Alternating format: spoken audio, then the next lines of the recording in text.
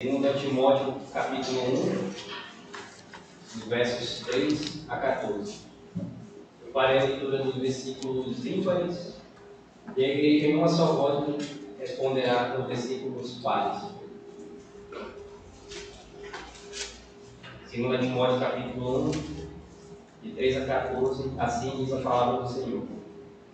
Dou graças a Deus, a quem desde os meus antepassados sirvo com uma consciência pura, de que sem cessar faço memória de ti nas minhas orações noite e dia. Desejando muito ver-te, lembrando-me das tuas lágrimas, para me encher de gozo.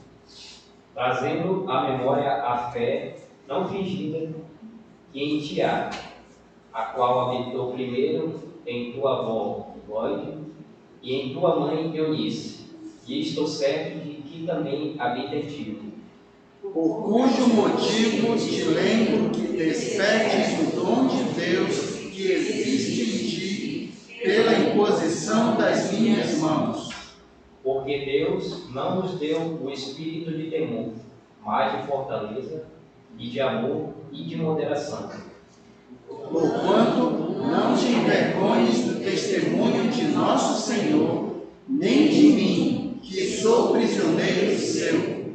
Antes participa das aflições do Evangelho, segundo o poder de Deus.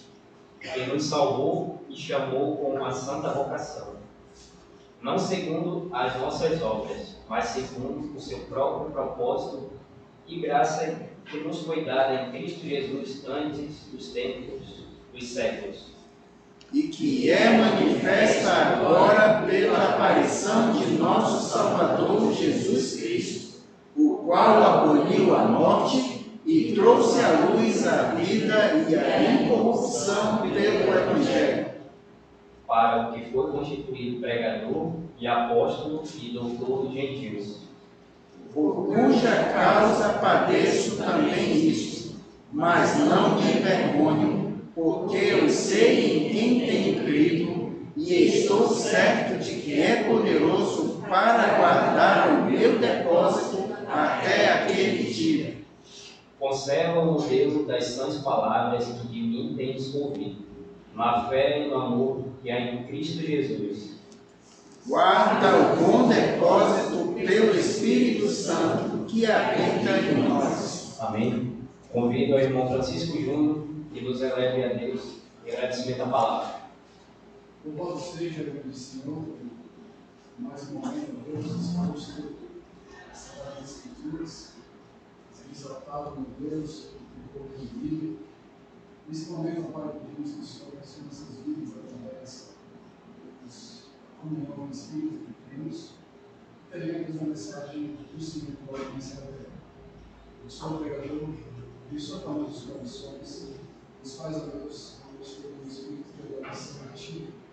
Que esse Espírito de Deus nos fortaleça nesse exercício. Nos deixe amar e servir a Deus.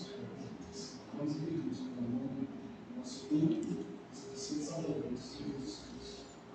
Amém. Poder assentar. 379 do Voz de Melodia, mais vale que o ouro.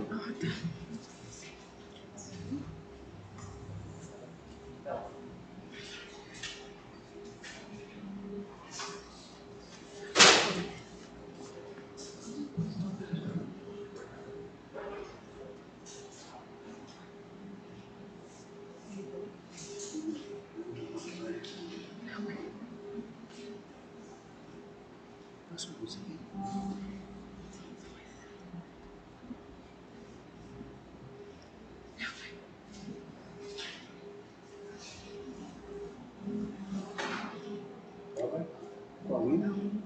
379 Voz de Melodia, mais vale que o ouro.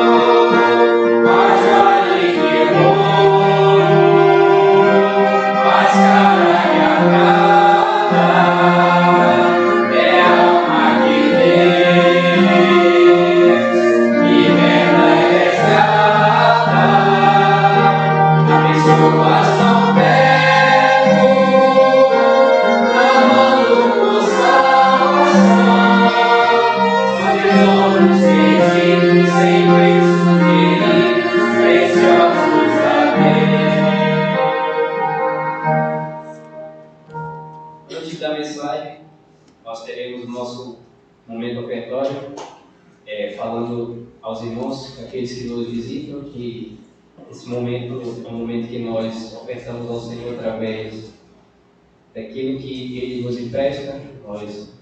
Essa é uma parte que nós também adoramos ao Senhor através dos nossos recursos financeiros. E aquele irmão que não tem ou que não queira, não se sinta constrangido. Nesse momento, eu vou convidar a irmã Sheila Sampaio e faça uma oração em agradecimento à oferta que será recolhida.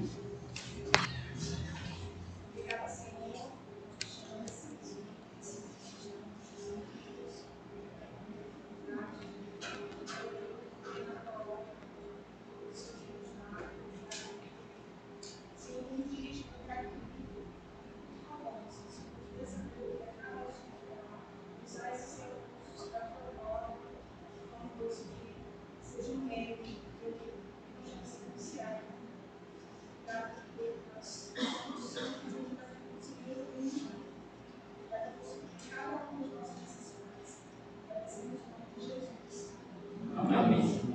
Enquanto os irmãos trazem suas ofertas, os irmãos irão tocar 95 do HL, dá teu melhor para o mestre. Em seguida, cantaremos.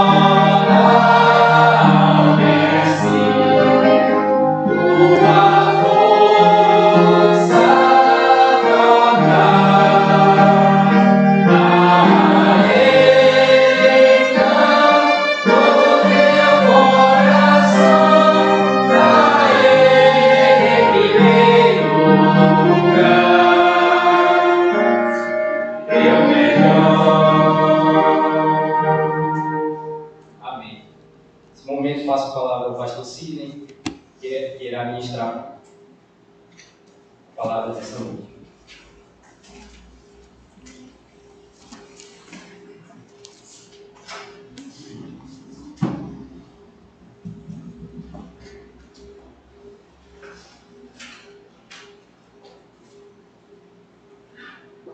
Boa noite, irmãos. Hoje pela manhã nós estávamos falando sobre o nosso dever de não nos envolvermos com as coisas deste mundo. E nós focamos muito sobre a questão de nós estarmos colocando a Cristo em Deus, buscando em Deus unicamente a escolha dele como nosso Senhor. Onde está o teu tesouro, lá está o teu coração. Não se deixar envolver com as coisas deste mundo. Nós temos que este mundo, você não vai conseguir juntar tesouros deste mundo. E mesmo que você consiga juntar tesouros deste mundo, nós temos assim esses valores juntados deste mundo são transitórios. Ou eles são transitórios porque o mundo passa, ou eles são transitórios porque os valores mudam, ou são transitórios porque o mundo é injusto e acaba tomando os nossos valores de uma forma ou de outra. Nós vimos também que esses valores eles são transitórios, eles também geram contendas em nosso coração. Seja porque o mundo ele deseja uma contenda contra os servos de Deus para causa da sua comunhão com Deus. Seja porque eles desejam em nós uma miséria espiritual, a mesma miséria espiritual na qual eles vivem, ou porque nós temos como a responsabilidade de testificar, e ao testificar e ao viver esse evangelho na presença deles, é como se fosse jogado luz aos olhos daqueles que querem viver em trevas. Eu sempre faço essa comparação. Você já experimentou estar deitado no quarto escuro, olhando para uma lâmpada apagada? De repente, inadvertidamente, alguém entra no ambiente e acende a luz. Qual é a primeira coisa que você faz? Não é fechar os olhos, você está cobrindo os olhos. Esse fato também é realidade com o mundo espiritual. Se você está vivendo em trevas, se você quer viver no mundo, longe de Deus, distante da vontade do Pai, você não vai querer luz perto de você. E é natural que se levante contra a luz, é natural que lute contra a luz, é natural que procure defeito na luz, é natural que se comece uma guerra contra a luz. E essa é a contenda que faz com que nós não devemos acumular tesouro nessa terra, porque neste mundo nós não somos amados. Eu me pergunto muito, por que nós queremos ser respeitados no mundo que odeia o nosso Pai? Não é coerente. Se o mundo odeia o nosso Deus, se o mundo odeia o nosso Senhor Jesus Cristo, então por que eu vou querer ser amado neste mundo, ser respeitado neste mundo? Porque eu vou querer ter direitos no mundo que matou o meu Senhor? Porque eu quero ter parte no mundo que odeia os valores que eu amo? Não é coerente. Nós mostramos também que esses valores distraem o crente. Eles procuram controlar a vida do crente. Mostramos até mesmo que eles ditam uma hora que você vai dormir. Muitas vezes nós vamos dormir com a cabeça pesada com os valores que nós amamos. Seja com coisas boas e dignas, como eu coloquei meu exemplo pela manhã, quando eu estava agora trabalhando com PVC, mexendo com PVC e tudo, e eu tenho valores, eu gosto disso e é bom, porque eu quero preparar um ninho bonito para minha esposa, para minha filha, uma casa digna, uma casa bonita, arrumadinha. Mas são valores transitórios. Passam. Onde está o meu verdadeiro amor? Esses valores também nos tiram de nossa missão. Nossa missão não é sermos o melhor profissional. Nossa missão não é ser o melhor filho, não é ser o melhor pai. A nossa missão é levar o Evangelho. A nossa missão é pregar as boas novas. Ser um bom pai, ser um profissional é meramente ferramenta. E exatamente por isso que agora, fazendo essa análise, nós vamos observar também que, nos tirando da nossa missão, eles também nos iludem com mentiras, nos trazendo falsas vitórias. Eu acho que Deus está me abençoando porque eu estou tendo sucesso na minha vida, estou tendo sucesso nos meus empreendimentos. Muito cuidado. Muito cuidado. Nós não devemos medir sucesso baseado em nossas experiências, nós não devemos medir bênção de Deus mediante as nossas experiências de sucesso ou não. Relacionamento com Deus não é medido com retornos que o mundo dá, com feedback que o mundo traz. Pelo contrário, é medido o nosso nível de relacionamento com Deus. E é por isso que nessa noite eu gostaria de conversar com os irmãos, de falar aos irmãos sobre algo muito importante que é a nossa liberdade cristã. O tema de nossa mensagem nessa noite é: fui eu que escolhi. Fui eu que escolhi. Ninguém escolheu por mim. Fui eu que tive o prazer de chegar e escolher todas essas coisas. Por isso, toda a liturgia foi colocada ao redor das escolhas. Dá o teu melhor para o Mestre. Um dia glorioso chegará, prestaremos contas com o nosso Deus. O que você vai fazer? Como está a tua preparação para esse dia de juízo? Como está a preparação para esse dia onde você vai estar perante o seu Senhor para prestar contas com Ele? Você estará no grande trono branco, lá em Apocalipse 22, ou você vai estar no tribunal de Cristo? Onde estará você? Onde estará o momento onde você vai prestar a responsabilidade com Deus? Nós somos livres em Cristo Jesus, mas afinal de contas, qual é o limite dessa liberdade? Até onde vai essa liberdade? Que responsabilidade essa liberdade nos traz? 1 Coríntios, capítulo 3, ele vai mostrar para nós algo muito importante, que é exatamente sobre as escolhas que você vai fazer na sua vida. E quando nós falamos de escolhas, eu acho que é algo muito importante, porque quando você diz que você tem a responsabilidade de escolha, embora você possa escolher qualquer coisa, você sempre fica na dúvida se o que eu vou escolher é realmente o que a pessoa quer. Eu lembro que, às vezes, minha esposa pede para eu escolher a janta, né? Como se, às vezes, a gente pudesse ter várias coisas para escolher. Aí ela pergunta de mim, o que você quer jantar, meu amor? Eu falo, uma picanha, um churrasco, uma carne assada. Ela olha para mim, sim, agora estou falando sério, o que você gostaria de jantar? E, vamos para a realidade agora. O que eu gostaria de jantar? Aí ela disse, assim, não, o que você fizer para mim está bom, só que ela coça a cabeça porque ela quer me agradar. A minha esposa quer me agradar, quer fazer uma janta que vai me deixar com o coração feliz, ela fica querendo um feedback, o que você quer comer afinal de contas? Já parou para pensar que é exatamente isso que a gente passa, como muitas vezes nós queremos saber qual é a vontade de Deus, o que Deus quer para ser glorificado, como é que eu posso glorificar Deus? Será que eu posso glorificar Deus com as coisas que eu tenho nas minhas mãos? Que tipo de escolha eu posso fazer? 1 Coríntios, capítulo 3,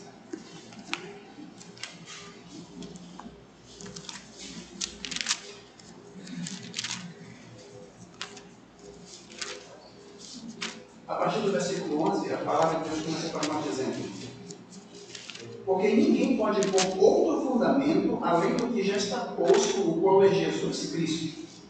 Não existe outro fundamento. Esse é o único fundamento. É impossível você ser salvo em Cristo não estando em Cristo. Isso é impossível. O único fundamento é esse. Versículo número 12. E se alguém sobre este fundamento formar um edifício de ouro, prata, pedras preciosas, madeira, feno, palha, a obra de cada um se manifestará na verdade, o dia a declarará e o fogo provará qual seja a obra de cada um. Se a obra que alguém edificou nessa parte permanecer, esse receberá galardão. Se a obra de alguém se queimar, sofrerá detrimento, mas o tal será salvo, todavia como pelo fogo. Pai querido, te agradeço por esse momento eu poder falar sobre essa responsabilidade tão grande que a escolha de materiais que vão te glorificar. Dá-nos, Pai querido, consciência da responsabilidade que essa liberdade nos traz. Dá-nos, Pai querido, um coração sincero, um coração humilde, que possa ouvir a Tua palavra com muito cuidado e entender o que realmente Tu queres para nós, Pai querido. Senhor, Tu é um Deus que nos ama, meu Deus. Tu é um Deus que nos trata como filho. Tu nos pega, Pai querido, com o Teu colo de amor e nos trazes em Teu Filho Jesus. Tu não quer que nós erremos, Pai. Tu não quer que nós nos machuquemos, Tu não quer que nos queimemos, Tu não quer, Pai querido, que nós tomemos choque por meter o nosso dedo em tomadas, Tu não quer isso por nós. Então te rogo, meu Pai querido, dá-nos um coração obediente para ouvir as Tuas recomendações na Tua palavra. Dá-nos submissão ao Teu Espírito, para que usamos a voz de amor que está a nos alertar para os perigos do futuro. E agora, meu Deus, neste momento, me ajuda como Teu servo a trazer as palavras certas para o Teu povo eleito. Palavras que já me desafiaram, palavras que já abriram meu coração, mas ainda assim continuam a reverberar na minha alma, sacudindo meu íntimo, me mostrando, Pai querido, o que deve estar errado em meu coração. Te agradeço, Pai amado, ajuda-me agora, usa-me como vaso, em nome do Teu Filho Jesus. Amém. Amém. Da última vez que eu tive a oportunidade de pregar sobre esse texto, eu mostrei para os irmãos que quanto mais profundo você cava, mais caro, mais resistente, mais valioso é o material que você adquire. Se você quiser construir uma casa de barro, você não precisa se esforçar muito. Na verdade, quase que em qualquer lugar do mundo, se você cavar, você encontra barro. Até porque, se você prestar muita atenção, durante o dilúvio, o que mais passou foi a terra do barro. Quando você estiver andando numa estrada daqui para qualquer cidade, se você estiver andando e vendo aqueles barrancos de barro, lembre-se, todos esses barrancos foram formados no dilúvio. Todo esse monte de barro foi colocado durante o dilúvio. Eu creio no dilúvio. Se você ainda tem dúvida do que é o dilúvio, eu peço que você vá no seu computador, ao término da mensagem, baixe um aplicativo chamado Google Earth, ou então Google Maps, coloque a visão de satélite, afaste a visão de satélite para mais ou menos uns 30 mil pés, e você vai correndo toda a superfície do globo girando. Você vai ver como todo o planeta Terra parece que foi lavado por água. Se você tiver sensibilidade, percepção, você vai ver como parece que as águas estiveram sobre a Terra, desenhando, esculpindo cordilheiras, esculpindo vales, até mesmo um deserto onde não tem água. Você vê claramente demonstrações de que houve uma grande quantidade de massa, uma grande massa de água ali. Por isso eu creio no dilúvio literal. Então, meus amados irmãos, se você quer construir uma cidade de barro sem qualquer valor, uma casa de barro sem qualquer valor, você pode pegar aqui na própria superfície. Se você quer uma pedra mais poderosa, mais pesada, como o arenito, você vai ficar lá um pouquinho mais. Você vai conseguir o arenito, que nada mais é do que a areia prensada, por assim dizer. O material básico dela é a areia prensada. Se você descer um pouco mais fundo, você vai encontrar o basalto. Se você descer mais profundo, você vai começar a pegar rochas semi-preciosas, por assim dizer, pedras semi-preciosas. De modo que, se você penetrar na crosta terrestre a 140 km, você vai encontrar diamante. Diamante não se forma na superfície da Terra. Ele só se forma com 140 km de pressão e calor. É necessário tudo isso para que o carbono seja organizado de maneira que ela possa ter a firmeza e a dureza que o diamante tem. E não é qualquer diamante que tem valor comercial. Algumas pessoas dizem que na África você vai andando pelo chão e encontra diamante. Você encontra diamante na África. Mas nenhum deles tem valor comercial. E mesmo que tenha valor comercial, já é uma outra história. Diamante, meus irmãos, prata, ouro, pedras preciosas, você só alcança penetrando, cavando, criando verdadeiros buracos na terra para poder tirar esse material. E dá trabalho. Não é fácil. Não é qualquer pessoa que consegue esse material. Por isso, nós, quando somos crentes, devemos nos avaliar com muito cuidado que tipo de elemento eu quero trazer para esse edifício. Versículo número 11 mostra que o edifício está colocado. Mostrei para vocês. Você não pode ser salvo em Cristo Jesus não obedecendo os conselhos de Cristo Jesus. Isso não é coerente. Não adianta dizer, mas eu creio no teu nome. Sim, até os demônios creem e tremem. Está lá em Tiago, capítulo 1. Crês tu que Deus é um só, até os demônios creem e tremem. Creem, eu digo mais, os demônios aqui creem mesmo. Porque eles estão na presença de Deus de tempo em tempo, veem a presença do Altíssimo. O próprio Deus Todo-Poderoso dialogou com Satanás. Tem visto meu servo Jó, nenhum temporário temente a Deus que se desvia do mal? E não foi o mesmo testemunho que Satanás deu de Jó? Então eles veem a presença de Deus, eles conhecem Deus, eles sabem quem é Deus. E portanto a única coisa que o diabo não tem é desfé em Deus, descrença em Deus. Ele crê em Deus, sabe quem é Deus. Mas não adianta você crer em Deus e você não estar em Deus. Estar em Deus é edificar. Estar em Deus é procurar os mais poderosos elementos para a formação desse edifício espiritual. Por isso, agora o versículo 12 nos mostra toda uma gama de material que você pode escolher. Se alguém sobre esse edifício, se alguém sobre este fundamento formar um edifício de ouro, prata, pedras preciosas, madeira, feno, palha, o mundo é o limite. Você pode fazer absolutamente um edifício de qualquer material que você quiser. Você pode usar madeira, palha, feno, ferro, qualquer material, dos mais ordinários aos mais caros. Você não precisa cavar tão fundo para formar um edifício. Qualquer coisa você pode construir. Mas é bom observar uma coisa. Aqui ele não está falando com pessoas que não creem em Deus. Vamos ser bem sinceros. Versículo 11, ele já delimitou o limite dele. Ele deixou bem claro o limite dele. Ninguém pode pôr outro fundamento além do que está posto, que é Jesus Cristo. Então, apenas salvos podem edificar. Quem ainda não entregou a sua vida ao Senhor Jesus Cristo não pode edificar. Eu sei que nesse momento pode parecer que eu estou sendo politicamente incorreto, acredite, a última coisa que eu quero é ser mentiroso com você. A única coisa que eu quero nesse momento é ser verdadeiro, porque eu quero me apresentar perante Deus com as minhas mãos santas, com as minhas mãos limpas, e não manchadas com o teu sangue espiritual. Eu quero alertar a você que o único fundamento possível para a edificação da igreja, o único fundamento possível para a formação de um edifício espiritual é Cristo Jesus. Ele é o único caminho, Ele é a única verdade, Ele é a única vida. A palavra de Deus diz, eu sou o caminho e a verdade. Irmãos, todos juntos, porque senão vão pensar que só eu conheço. Vamos lá, eu sou o caminho, a verdade e a vida. Mas se não por mim, ninguém vai ao Pai. É o único caminho. E não adianta dizer eu sei qual é o caminho, não basta dizer eu sei qual é o caminho, você tem que andar nesse caminho estreito. E esse caminho estreito é o mesmo processo que eu uso para falar para você, que é você perfurar a crosta terrestre, que é você abrir, rasgar a terra para encontrar os seus tesouros e deleitar-se com os seus filhos. É a mesma dificuldade que você tem de encontrar pepitas, joias preciosas, ouro, prata, coisas maravilhosas como rubi, safira, sardônio. Todas essas pedras maravilhosas só podem ser feitas com um processo de perfuração, busca incessante, mineração. Quantos homens perderam já a sua vida em minerar isso? Da mesma maneira, meus irmãos, para nos apresentarmos perante Deus, é necessário que nós andemos esse caminho de dor, onde nós vamos perfurar a nossa natureza pecaminosa e retirar dali tudo aquilo que não agrada a Deus. É como quando muitas vezes um padeiro vai pegar a sua espátula para fazer a limpeza da sua lata. Nós chamamos aquilo de lata. Você pode olhar e dizer que aquilo ali é uma forma de pão, mas não chama de forma de pão, chama de lata. Ele pega aquela lata e vai tirando toda a crosta para poder tirar o excesso. E como crosta que vão saindo, para que possa ficar pura para o trabalho com o próximo dia. Assim também é a nossa vida de pecado.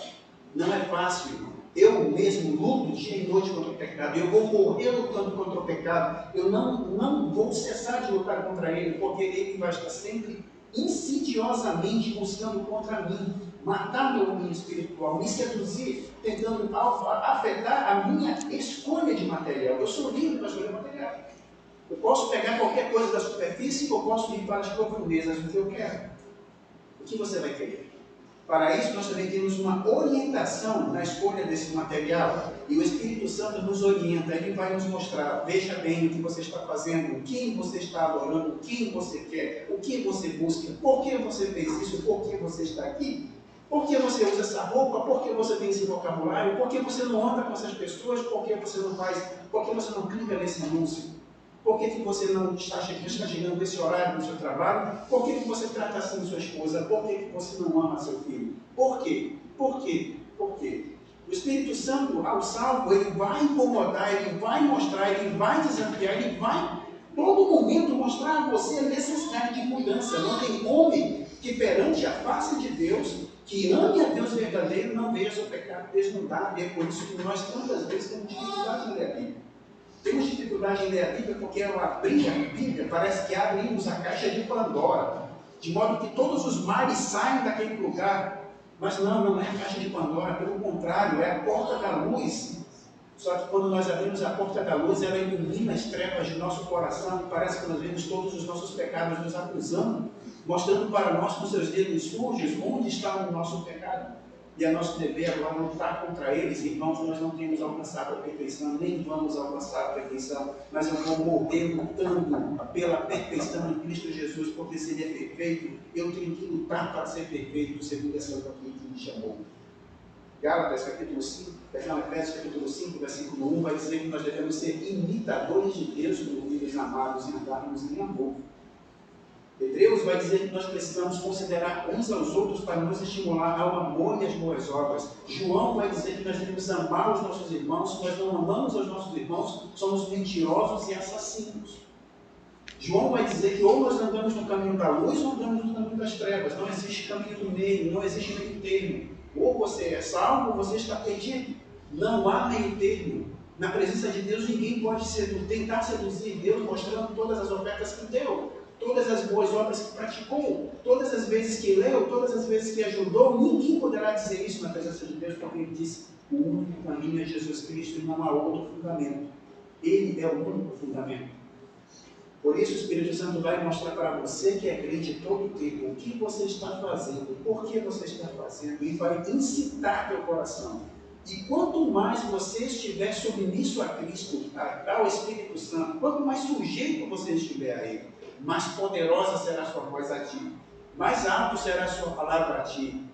É por isso que o apóstolo Paulo vai colocar lá em Efésios, dizendo que nós não devemos extinguir o Espírito Santo. Eu me lembro que quando esse texto foi trabalhado no seminário, houve um certo burburinho, e agora? Mas é possível extinguir o Espírito Santo? É possível apagar o Espírito Santo? Se apagarmos o Espírito Santo, então perdemos a salvação? Essa foi a colocação, a polêmica levantada, mas na verdade essa extinção do Espírito Santo é meramente você viver uma vida de absoluta e total vida distante de Deus. Sendo salvo, mas seduzido pelas coisas deste mundo, sendo distraído pelas coisas deste século, amando as coisas que se desvanecerão, você está se distraindo, deixando de lado a voz de Deus, não está ouvindo a voz do Espírito Santo, consequentemente ele vai ficando cada vez mais fraca a sua voz, como daquela vez que eu fui falando e fui saindo, fechei a porta, vocês não ouviram mais a minha voz. Quanto nós perdemos por não ouvirmos mais a voz do Espírito Santo? Deus, ele nos orienta, ele mostra, olha, o que você está fazendo está errado. O Espírito Santo vai dizer para você o que você está fazendo está errado. Só que se você não parar para ser sujeito à sua palavra, ele vai começar a falar baixo. Porque você vai alimentar o pecado, você vai alimentar o mal. Você não vai satisfazer o Espírito Santo. E assim, meus irmãos, quando você está fazendo aquele churrasco, quando você está fazendo, queimando aquela carne, preparando aquelas brasas, você vai alimentando cada vez mais as brasas com carvão, para que ele possa estar sempre bem alimentado. Ou então você vai pegar o ventilador e vai ligar próximo a ele. Eu sou assim. Eu entendo que muita gente diz para mim, me chama de Nutella porque eu faço o meu churrasco com carvão e com ventilador. Não faço cavaco, não, eu sou mão pelada, confesso a vocês. Mas eu vou alimentando com carvão, eu ligo o ventilador e fico lá alimentando o fogo para que ele queime, para que ele arda. Porque eu quero que aquele carvão fique em brasa viva, para que possa assar o alimento. Daqui a pouco eu e minha esposa e a minha família vai degustar, cortando o pedaço de carne, comendo aquela carne pena, macia, bem suculenta, e você vai sentindo aquele gostinho de carvão na boca. Que coisa maravilhosa, aquele sabor defumado com aquela maionese bem pastosa na língua, sentindo aquele croque da farofa. Que maravilha! Como é bom você ter um bom carvão para fazer o seu churrasco. Como é bom você ter algo bem vivo, devorando a madeira, para que possa preparar esse alimento tão saboroso. Já pensou se o fogo não pega? Eu tive experiência, meus irmãos, em fazer churrasco com carvão ruim. Você não tem ideia como é ruim fazer churrasco com carvão ruim. Você luta para aquele carvão pegar, o carvão não pega, ele é desobediente, parece até que ele foi molhado. Mas tudo isso acontece porque o Espírito Santo não foi alimentado, não está sendo obedecido, você não está ouvindo a voz do Mestre, não está ouvindo a orientação dele. Mas tudo isso porque, meus irmãos, acontece em submissão. Não ouvimos, ou seja, é isso que ele quer que eu faça, é isso que eu vou fazer. Não quero fazer o que ele quer que eu faça, eu quero fazer isto aqui. Isso só gera em nosso coração tristeza, angústia, agonia, e muitas vezes até mesmo pensamos que estamos ajudando, mas o material não é um material compatível. Por isso o Espírito Santo nos dá capacidade para escolher. Você olha o material e sabe, esse material é apropriado para esse trabalho. Esse material é apropriado para esse trabalho. Esse material é apropriado para esse trabalho. Ele lhe dá capacitação, ele mostra que deve ser feito, mas, irmãos, o mundo, ele deseja interferir nas tuas escolhas de material. O mundo, ele não vai entender que o que nós trabalhamos aqui é uma vida espiritual. O mundo vai olhar para cá para dentro e vai olhar aqui como algo meramente material. Quantas igrejas nós não conhecemos que são geridas como se fossem empresas? Quantas sessões de aconselhamento espiritual não são geridas como se fossem sessões psicológicas? Quantas ações e atividades humanas aqui dentro da igreja de interação são vistas apenas como algo meramente social? Nós não paramos para observar muitas vezes o viés espiritual que a igreja carrega e acredita. Satanás, ele respeita e entende muito bem o que é o viés espiritual da igreja. É por isso que ele olha com muita atenção. A igreja está olhando muito para o lado espiritual. Eu vou criar uma distração aqui para que ela olhe para cá e não olhe para onde realmente está acontecendo. E como um hábil ilusionista, ele atrai os seus olhos para um canto enquanto ele esconde o truque com a outra mão. E depois você fica admirado em ver a destreza como aquilo aconteceu. Mas como isso pode ter acontecido? Escapou dos meus olhos? Não escapou os seus olhos. Você só estava teimando em não olhar para onde o Espírito Santo queria que você olhasse. Ele quer distrair você Alguns fatores nós temos que olhar com muito cuidado nas escolhas desse material. E o primeiro dele é a origem do material. Que tipo de material é esse? Vamos imaginar que você está agora na presença do Deus Todo-Poderoso, está agora na presença do Senhor Jesus Cristo, no seu tribunal santo, e agora Ele está requerendo de você: Elber, mostra-me as tuas mãos, mostra-me as tuas obras. O que você vai mostrar, Elber? Sofia, Cristina, o que você vai mostrar? O que você vai mostrar agora quando o Senhor Jesus Cristo clama pelas suas mãos? Qual a qualidade desse material? Qual é a origem desse material? Que tipo de material você está utilizando? Irmãos, nós, infelizmente, somos enganados pelo diabo, tanto para dizer: olha, você não precisa fazer isso agora, Elber. Satanás, ele é tão mestre na enganação que ele é capaz de chegar para você e dizer: Elber, você está se esforçando muito, fique tranquilo, vá devagar, pise no freio, você está muito acelerado, você está muito rápido, o dia tem 24 horas, espere, amanhã é um novo dia. Amanhã você pode falar do amor de Cristo para aquela pessoa que está sendo incendiada agora no teu coração para você falar. Diga-me, meu irmão, quantas vezes você pegou o seu celular e você sentiu o Espírito Santo te orientando a mandar uma mensagem para o teu irmão em Cristo, que está oscilando na fé, está fraquejando na palavra de Deus, e você diz: depois eu mando, eu vou procurar palavras melhores para dizer para ele. Quantas vezes isso já não aconteceu? É Satanás no fundo do teu coração, é a tua própria carnalidade dizendo: não pise no acelerador, vá devagar. Você não entende essa pessoa, não sabe o que essa pessoa vai entender. As outras vezes Satanás também pode dizer: Elber, fica muito devagar, Elber. Vai mais rápido, mais rápido, mais rápido, Elber. O dia tem pouco tempo, o dia só tem 24 horas, Elber. Você tem que lutar, lute para fazer mais rápido, e vá mais rápido, mais rápido. Não, olha, as pessoas não estão acompanhando você, então, Elber, faça você mesmo. Não se importe com os outros, faça agora. Cria dentro da igreja todo um ambiente de instabilidade, demoníaca, que faz com que os nossos relacionamentos fiquem cada vez mais perturbados, não entendendo exatamente qual a vontade de Deus, porque não estamos ouvindo do Espírito. Como está a sua leitura devocional? Como está o seu momento de intimidade com Deus? Como está a sua oração? Como está a sua busca por Deus? Você consegue observar o material que você está utilizando, e é exatamente o material que ele quer utilizar, e quer que seja utilizado? Na presença de Deus, ele vai perguntar: de onde tu tirou esse material? De onde veio isso?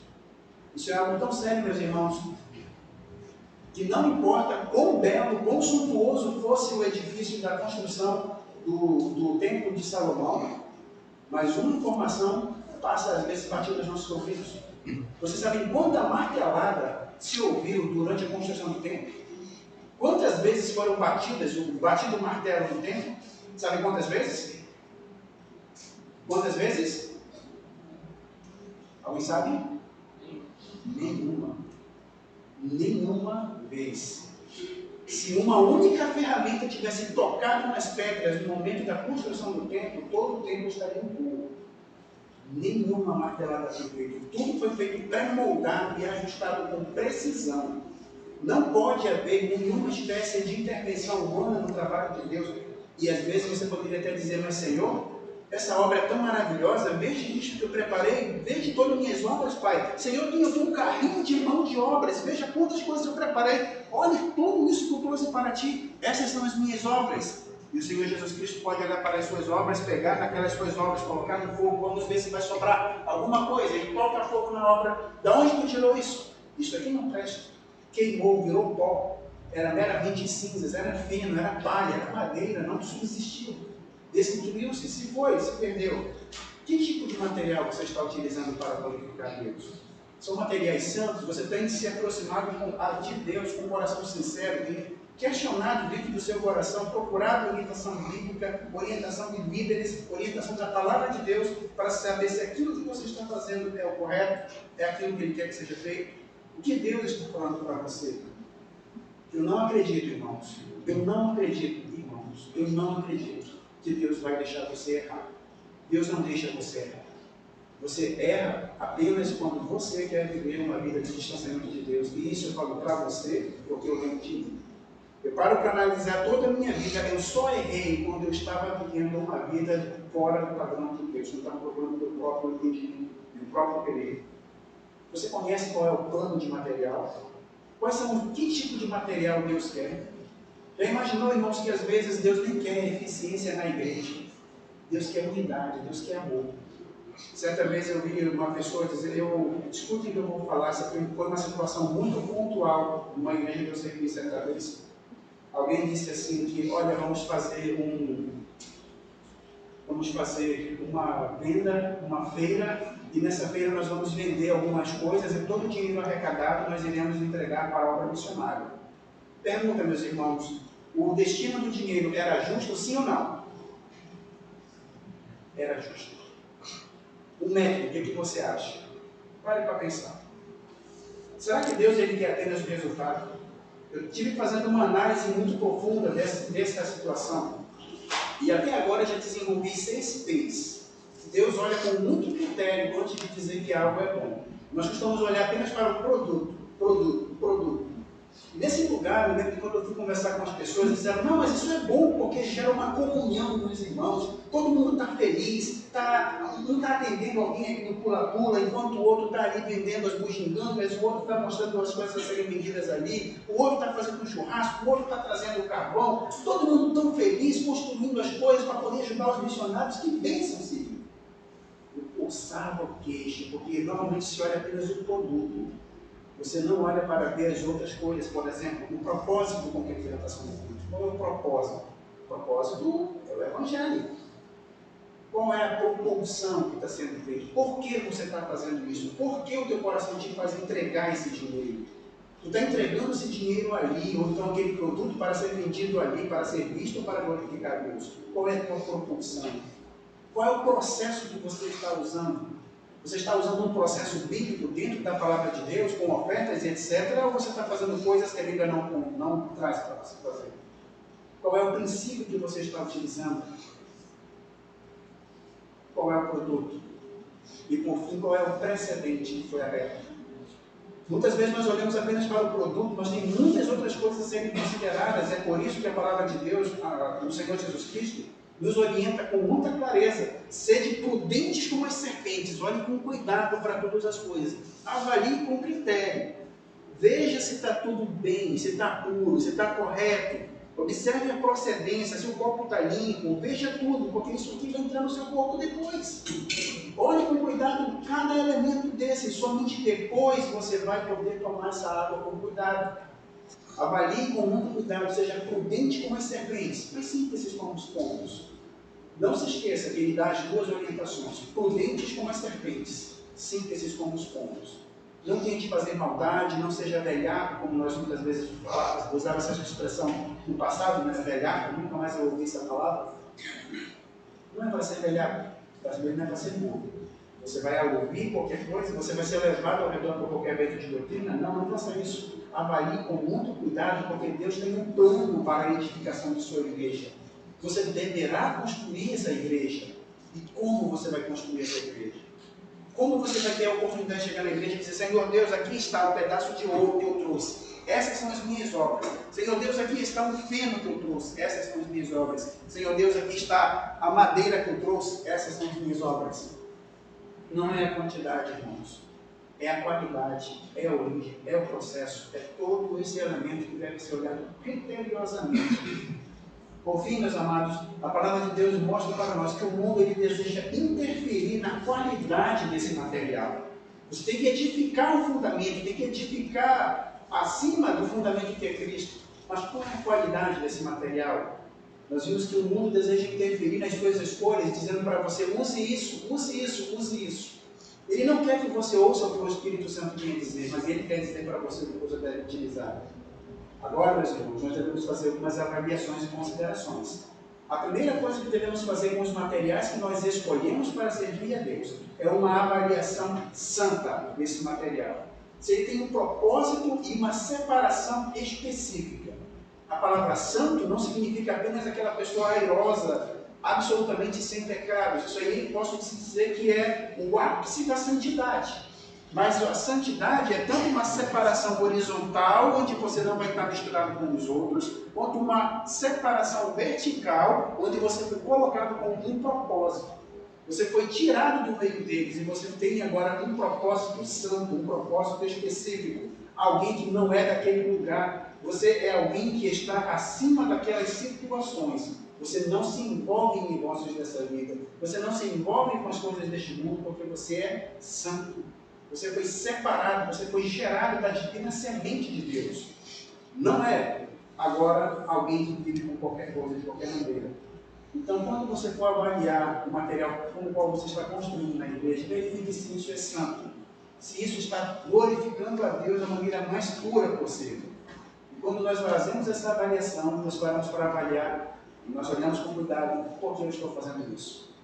Por que eu estou fazendo isso? Isso aqui é para a glória de Deus ou é para a glória do departamento? É para a glória de Deus ou é para a glória do meu coração? É para a glória de Deus ou é para a glória da igreja? É para a glória de Deus ou é para a glória do meu nome? Isso é para a glória de Deus ou é para a minha aparição pública? Isso é para a glória de Deus mesmo? Por que eu estou fazendo isso? O que você está fazendo para construir esse edifício? Logo após uma avaliação santa, deve ser feita uma avaliação justa. E essa avaliação santa é feita por Deus através do fogo. Observe no versículo número 13. A obra de cada um se manifestará. Na verdade, um dia a declarará, porque pelo fogo será descoberto, e o fogo provará qual seja a obra de cada um. Irmãos, quando a Bíblia fala em fogo, todas as vezes que a palavra de Deus fala em fogo, ela sempre fala de juízo. Ela sempre fala de santificação, ela sempre fala de purificação. Por isso, na inauguração do tabernáculo, ao cair fogo do céu, nunca, absolutamente nunca, nenhuma chama poderia ser usada dentro do tabernáculo se não fosse a chama santa que caiu do céu. Somente aquela chama poderia ser usada, porque foi a chama da confirmação de Deus que desceu do céu. E esses eventos acontecem sempre num ponto muito traumático da história. Outra vez isso aconteceu na dedicação do templo. Caiu fogo do céu e consumiu para que fosse iniciado o trabalho do templo. E um outro ponto extremamente traumático foi quando o povo de Israel já estava tão distante que Elias teve que pedir do céu que caísse fogo, e Deus assim fez.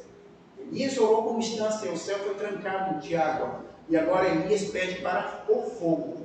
Ele pede por fogo para que o povo tenha uma visão perfeita de quem é Jeová. E o fogo desce do céu e queima, calcifica e destrói todas aquelas pedras. Destrói todo aquele sacrifício, lambe toda aquela água, seca todo aquele local, faz uma destruição total daquele local, porque o fogo está provando, está santificando. O fogo também foi utilizado durante a tomada da cidade de Jericó. A cidade foi consagrada como um Herem, algo que foi entregue totalmente a Deus, de maneira que toda a cidade de Jericó foi queimada. Não apenas a cidade, mas também tudo que ali dentro estava. Todo o seu cereal foi queimado, os seus animais foram queimados, as suas pedras foram queimadas. Jericó virou um montão de chamas, porque foi entregue para juízo na presença de Deus. O fogo tem o poder de não apenas purificar, mas também santificar. Pode parecer estranho, mas naquele momento Jericó estava sendo santificada a Deus. Tudo que estava em Jericó agora pertencia a Deus e não poderia sair dali. Por isso o pecado de Acã foi tão grave. E agora no versículo 13 nós vemos que o fogo provará também as obras de cada um. O fogo para a verificação do nível de santidade de nossas obras, do nível de pureza que tem no nosso trabalho. E ele vai queimar. E talvez na presença de Deus nós possamos levar, como eu disse agora há pouco, vários carrinhos, vagões de trabalho, até mesmo várias caminhonetes de material. E esse material todo que você está trazendo, como isso está glorificando a Deus? Será que todo esse material foi verdadeiramente para a glória de Deus, ou esse material todo está sendo utilizado apenas para, às vezes eu uso uma expressão, faustos, festas, pintas, fotos e fumos? Muitas vezes é esse o propósito dos nossos trabalhos, e não deve ser isso. Eu sempre uso essa expressão quando eu quero dizer que algo está sendo usado apenas como piromania, como pirotecnia. Está sendo utilizado para faustos, festas, pintas, fotos e fumos. Não tem absolutamente nada de consistente, não tem absolutamente nada de permanente. Tudo aquilo ali está sendo destruído, tudo aquilo ali está sendo levado.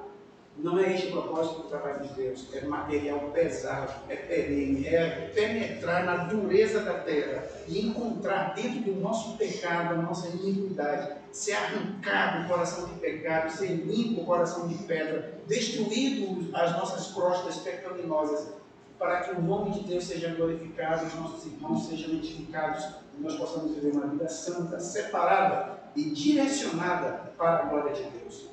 Esse é o dever do crente, esse é o dever do salvo. E após fazer essa avaliação justa, onde o fogo vai mostrar para nós o nosso procedimento, haverá uma avaliação eterna. E essa avaliação eterna, irmãos, é algo muito sério, porque você não vai ter outra oportunidade de viver. A vida não é como um RPG, onde se o seu personagem morrer, você pode reiniciar o jogo. A vida não é como um videogame onde você está utilizando o Mario e de repente eu uso o Mario porque, desculpa, tá, irmão Mario, eu uso o Mario porque eu jogava muito Mario quando eu era criança. Você caía no buraco, aí tem um buraco, então agora eu vou pular quando estiver mais perto do buraco para pegar aquela moeda e ganhar uma vida. Morri de novo, não tem problema não, vou começar de novo uma outra rodada no jogo. Isso não acontece com a vida. A vida é só uma. E nessa vida ninguém zera de perfeito. Ninguém é perfeito. Todos nós vamos cometer falhas, todos nós vamos perder pontos, todos nós vamos ser danificados, todos nós vamos sofrer com o peso do nosso pecado, todos nós vamos padecer o castigo do nosso pecado. Peço que vocês abram suas Bíblias para Provérbios, capítulo 4, novamente. Pela manhã nós vimos esse texto.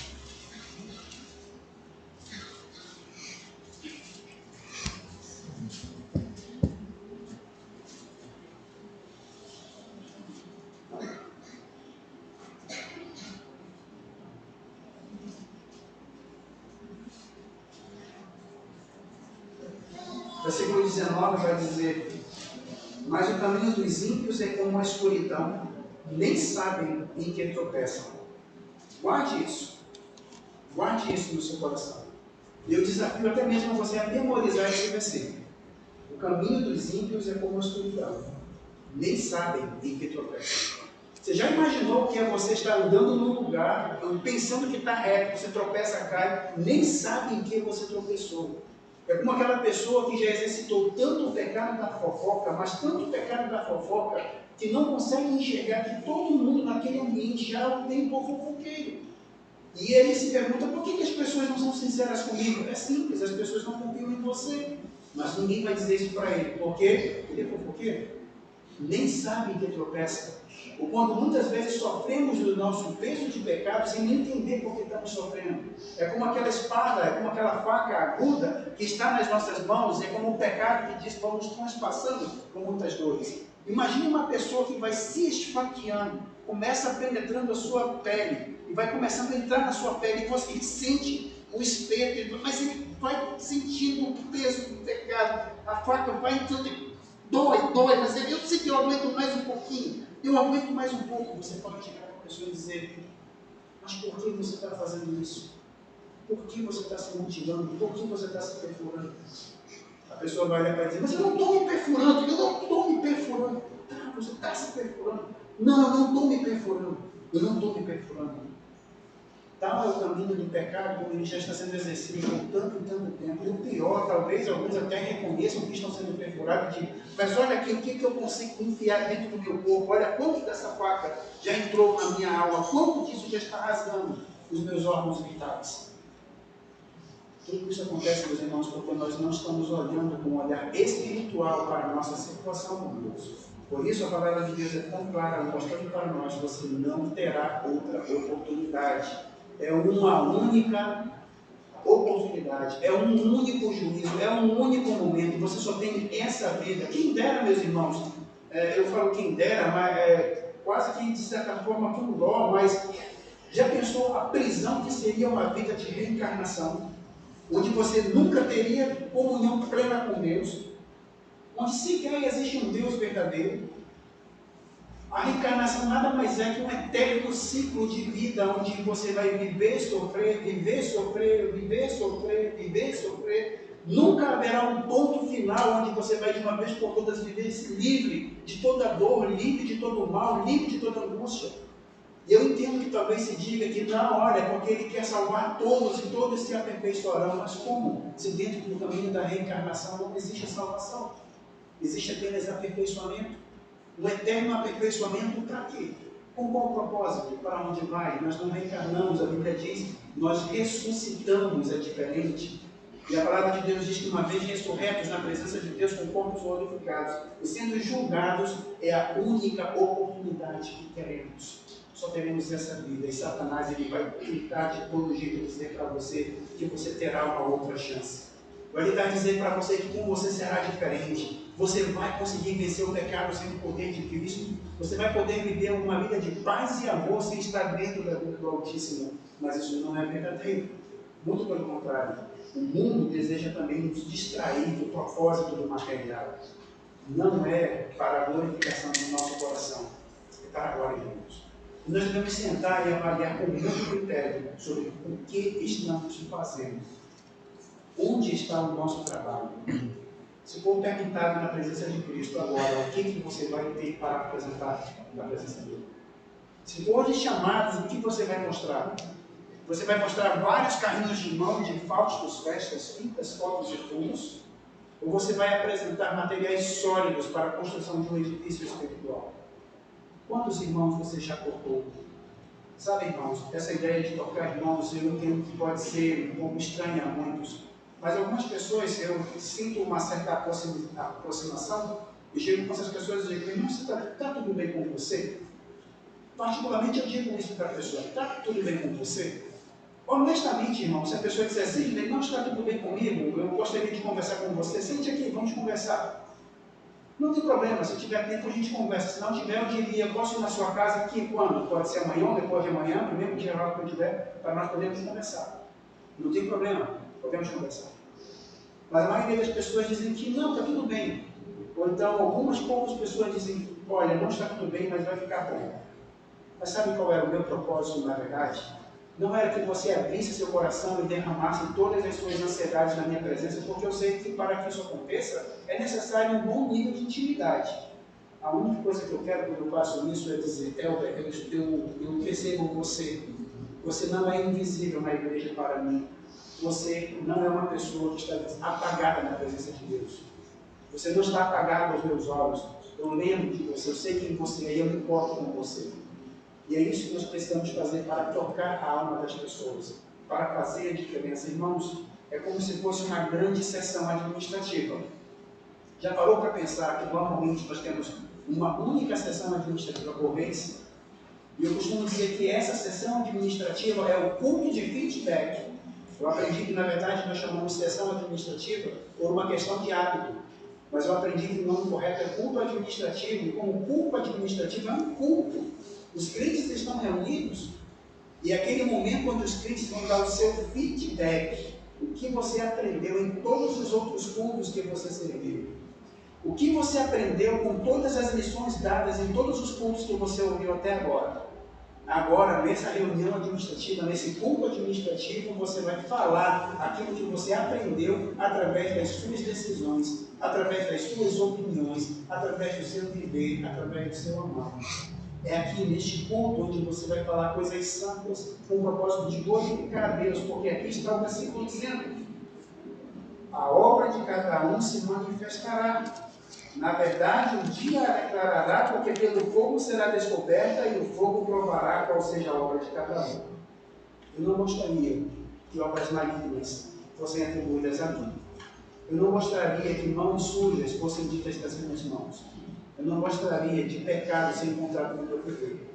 Então eu devo lutar para que eu tenha a melhor obra possível. Eu devo lutar para que eu tenha o melhor nome possível. Porque eu tenho um nome a zelar. Eu tenho uma paternidade para zelar. Eu tenho um nome de Deus no meu nome. Eu tenho a paternidade de Deus no meu sangue, no meu DNA. Então agora eu devo ir para o louvor da glória desse Deus, como se fosse um filho de Deus, um literal filho de Deus em Cristo Jesus. E toquemos a alma das pessoas e nos perguntemos sempre: por que estamos trabalhando na igreja? Estamos trabalhando na igreja ou nós estamos vivendo desfocados neste mundo, buscando prazeres, como cantamos agora há pouco, no mundo vazio, vivendo apressados, vivendo sem foco, presos num mundo que se desvanecerá, que apagará, que como um sopro será o fim de nossa vida. Nunca vou esquecer, irmãos, da morte do meu vizinho. Meu vizinho morreu no dia do jogo do Brasil. O Brasil perdeu para a Croácia.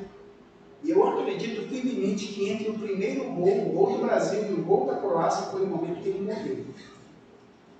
E eu nunca vou me esquecer que eu vi aquele homem um domingo antes, passando e gozando aparente saúde.